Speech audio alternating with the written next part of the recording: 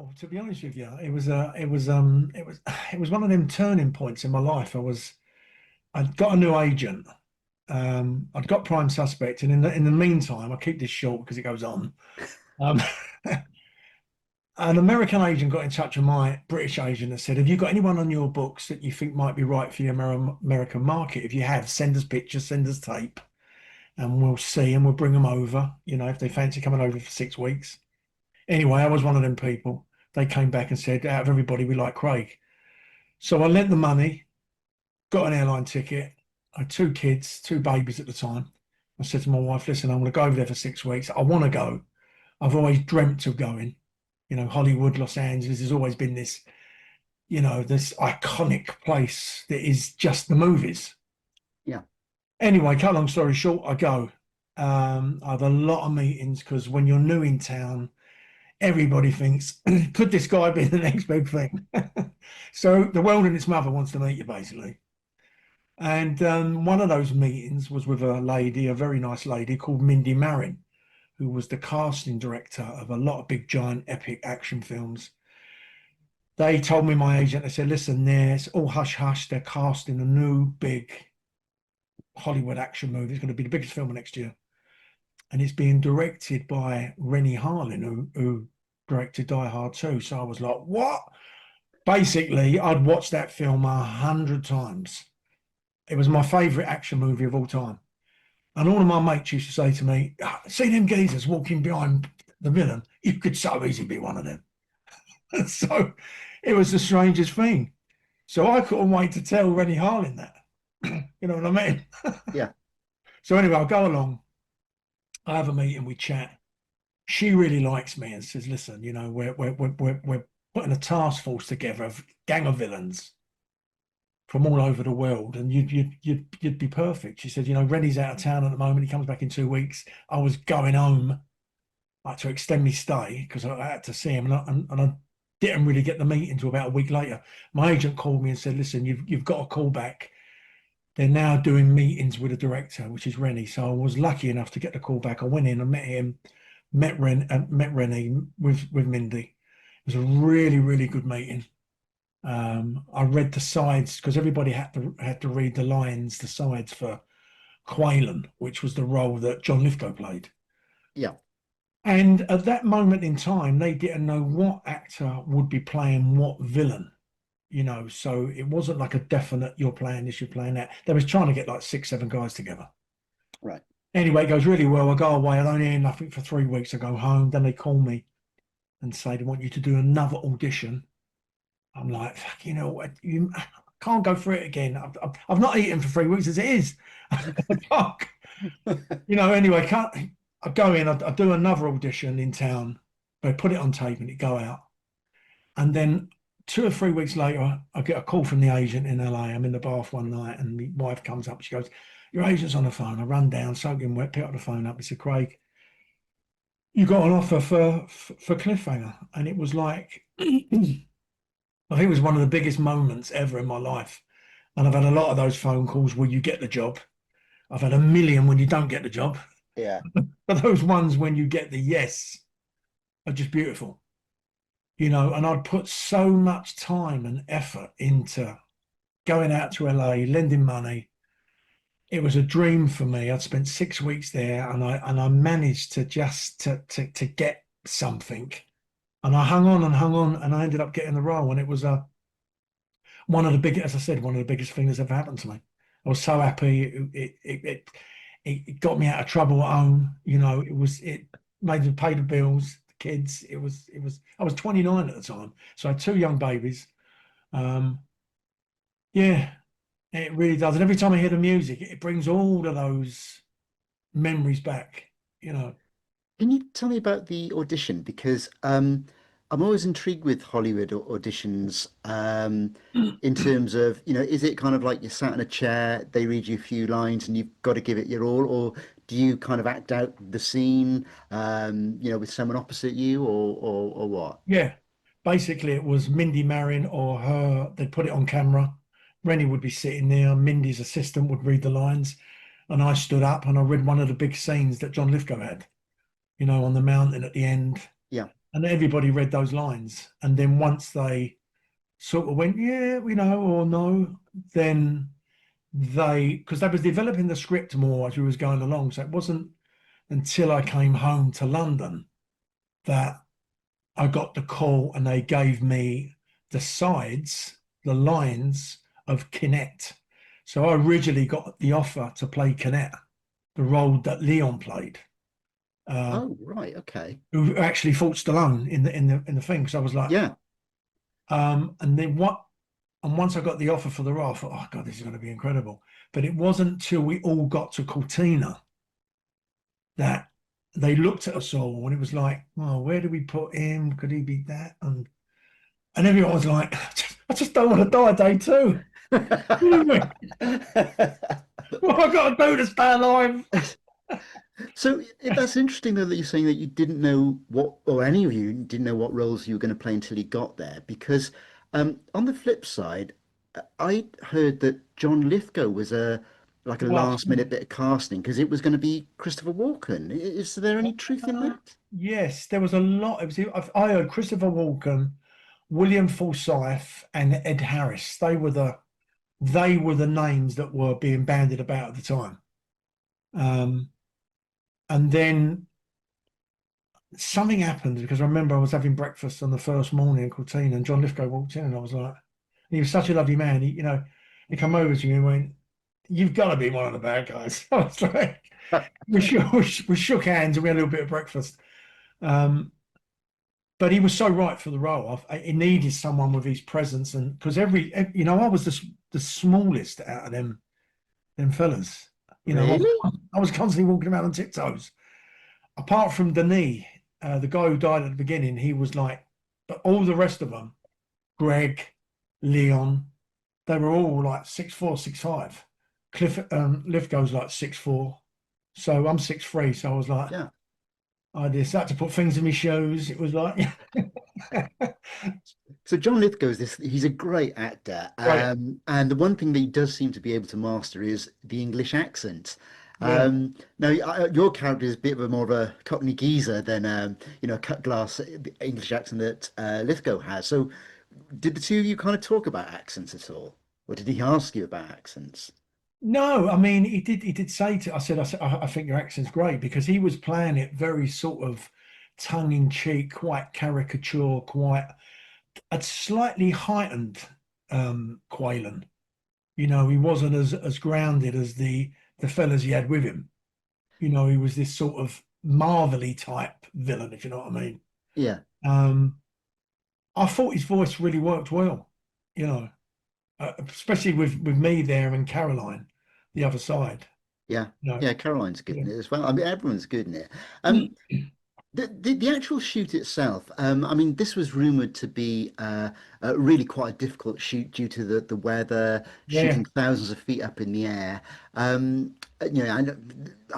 what was the most difficult part of it for you? The location shooting. Well, there was lots and lots of problems. I mean, I don't think I've ever been on a film where the schedule changed so much, purely down to weather. I mean, my fight scene when Michael Rooker got moved like 3 times because the actual location that they had for it on top of this cliff with this vista, the landscape and just the way it was designed. 2 or 3 times it was ready to go, and they pulled it because bad weather. And a lot of the time we were using helicopters to get to the tops of mountains. Um, and I was always a little bit nervous of that, jumping in an helicopter, coming down from helicopter, especially if weather was bad, because sometimes you take off in the mist and then just drop through the clouds and then come down and you come down and then they go back up again. And it was like a load of them going backwards and forwards. And you're thinking, but the safety element on that film was humongous. Yeah. There was really on top of it. They had all the best pilots, best stunt guys, best safety. Um, and also, just the elements of filming in those locations, even though I said we were looked after. There were so many times when you were on edge of cliffs and, you'd be walking around, it'd be icy, you'd have to hold on for your safety, change clips as you go round. So you was I mean, we went through massive safety briefing because I was talking to someone earlier about it. It's the fact of you've got to be so careful and so on your toes and so on it. Yeah. It's one of those places, one false move, one lack of concentration, and you're dead. Well, you say about that scene that you have with Michael Rooker, which is quite a brutal fight scene, Yeah, which was purportedly on a, like you say, a ridge with a huge drop to it. yeah, That must have been just incredibly unnerving. And also, I think there's the opening scene when Stallone is with the gang in the first place was a similar scenario. So it just must have been incredibly unnerving for cast and crew. yeah. I mean, I think it was one of the first films that used the Python cameras, with the big extendable arms. They go out further and further and further and further. Yeah. So you could be on an edge of somewhere, and they could be somewhere and come across, the cameras. And it was also the time of no drones. So Yes. all the Yeah. shots were helicopter shots. Yeah.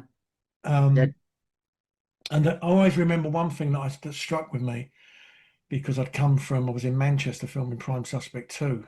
Um, or was it 1? I can't remember. Was the actual coverage of those films. You know, they do 100 takes, different angles, different cameras, different this, different that. So you'd be there all day long. But we filmed in so many places where you were just parachuted in, you got Yeah. like precipices and you'd look down and ravines that would go forever. And you think to yourself, as I said, had to be so careful. Well, Stallone has gone on record and has been quite open about the fact that he had a fear of heights and like a quite serious fear of heights, and that he I'm the overcome same. it. It Yeah, was the same for you? yeah, exactly the same. I can't stand heights, even high balconies looking over. But yeah, I mean, I didn't say nothing at the time because you can't. You don't be sent home. It was a good job. It paid well. Yeah. But yeah, I mean, I was aware of that all the time. The helicopters, the stair lifts to go right to the top and just standing there on edges, looking down and trying not to look down a lot of the time. Um, because we were there most of the time, if Yeah. regardless of whether you had dialogue or anything, you were there. You was the tapestry. It was the baddies. Yeah, So there are stories about, with regard to, the danger and the situations that the cast and crew found themselves in, that Rennie Harlin would, like go out on a cable over a sheer drop just to demonstrate, look, it's safe. Why aren't you guys doing it? Is that your memory of his behavior, if you like, on yes, set? yes, yeah. He was a little bit out there in a lovely way. Don't get me wrong, but he was. I mean, he did such an incredible job on the film. You know, um, but he was very gung ho. Him and Stallone were very, you know, full of it, ready. I Yeah, think it's such an important film. I think Stallone knew it was an important film. He'd made a few sort of not so good Stallone pictures. And then he came back with this, and I just knew it was going to be incredible. Just he looked unbelievable. I was such a massive fan of his, and it was such an honor to meet him. what's your recollection of working with him? Just an incredible experience. When I first arrived and I was in Cortina, he was in the room next door to me, and when I first met him, I'll never ever forget it. It was quite a big deal because I'd idolized the man. The Yeah, Rocky, Rambo. It was all Stallone, Stallone, Stallone, and I'd always dreamed of doing them type of roles. That's the actor I wanted to be. I wanted to be in them films. And it was a magical thing to actually meet him and grasp his hand and shake it and look into his eyes and thought, Jesus, everything that I dreamt that I wanted to be from a boy, I'm standing here now talking to the main man and I'm in his film and I've been picked by him. And it's a incredible thing. This is a massive achievement for me. Um, it wasn't a massive role, but it was a huge achievement in my little world, in my little, yeah, what anyone yeah. else thinks is a different story. But for me, it was a big deal. when Rennie Harlin took on the project, the story was that he was from himself that he was initially a little bit reluctant, a little bit wary because Stallone had a reputation, having directed quite a bit himself, of kind of taking over. Was that your experience of him on set? Yeah, it was. Yeah. I mean, my fight changed quite a few times. And then, lead actors, don't get me wrong, he's film literate Stallone. No one knows more about action movies than that man. He knows. And because we were all these villains that were brought from all around the world, he tried to give each individual villain his own personality, something that he would bring from where he was from. So he looked at me, and when he met me, he must have thought, you know what, I'm gonna go to football thug, the hooligan. Yeah. Um, so 2 or 3 days before we did my fight, when we finally got the weather was good, it was all changed to basically kicking him to death, playing football. So which they called soccer. And you know, I couldn't say anything. And I'm standing there, I can't, I'm only too pleased to be there, and Yeah. it's not my place to say, oh, You'd well, be on other one better. I be on just the went first with it. plane home again. Yeah. So yeah, I just went with it. So it was a massive success. It was one of the biggest hits of the year, and it certainly sort of resurrected Stallone's career as an action hero. Yeah. After it, you did a few more kind of Hollywood-based films, but then you came home back to the UK. Yeah. It was just Hollywood not for you, or I know I just ran out of money. I had 2 kids. It wasn't working for me. I was very naive when I went there, to be honest with you. And, I was 29 years of age. I had a certain look and it worked at that certain time. It's a brutal town. You can't, it's hard enough to go there, and it's hard enough to get representation without going there and then getting up every morning and going to the gym or whatever, and then learning lines and auditioning for lots of jobs. Because I've said this a million times, you go for a job out there, you walk in a room, there's 1,000 geezers exactly the same as you. So without that point of difference, without that edge of difference, it's difficult. Don't get me wrong, I went there and I worked, I did television, I did other movies, but to have a family there and to make a life of it, it's a difficult game. So in the end, I got offered a job here, and I came home, and to be honest with you, really deep down, it was a relief, because I was stressing myself out. I was the anxiety, the constant no's, no. I went for and it's never been any different. That's an actor's life. It's yeah. you get this fucking giant snowball of no's, and then all of a sudden it melts and goes away, and the yeses start coming through. You know what I mean? Yeah. It's a roller coaster. Would you go back?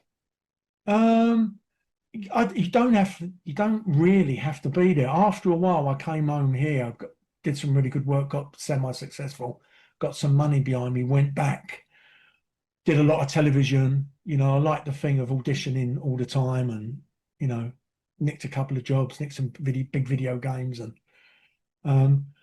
if a job came along and they went to me right out of the blue, I went on tape here for it, or an offer came in, of course I'd be there like a rocket. It's a beautiful place. I love it, LA. So finally, then, with Cliffhanger, there's a remake coming up shortly, or a reboot. What's your abiding memory of the whole film? Just the scale of it, just the actual scale of the film, from coming from a sort of British small thing, and then going to a place where the sky is full of choppers, helicopters backwards and forwards, the big giant white American lorries, the big giant trailers, the catering, the warehouse for wardrobe, the guns, just everything about it. It was just epic, everything from Alex Thompson, the cinematographer, do you know what I mean, to the cameras, to being there and constantly pinching yourself every day and thinking to yourself, this is a dream come true. I still can't believe it's actually happening that I'm in this film. Um, and then watching it back and listening to the beautiful music and the just the colours and how good Stallone is in it, and just it was. I'm very, very proud to have been a part of it. So proud. And rightly so. It's a great film. I've watched it, I watch it every now and again. I watched it again for this, and it's still a great film, still stands up. I just want to go back and reshoot all my scenes. Well, I noticed that the one thing I did notice in the scene on the aeroplane with the heist is that I was kind of looking out for you, and I thought, there's someone's head always in your way. Yeah, yeah, yeah. There's a lot of that went on. Yeah, It's only kind of till you kind of all disembark from the plane and you're in yeah. the Alps that you. And then I had so much cut out because of the character I played. You know, with the racist, horrible. He was this horrible guy. Do you know what I mean? It was just, all of that was cut out.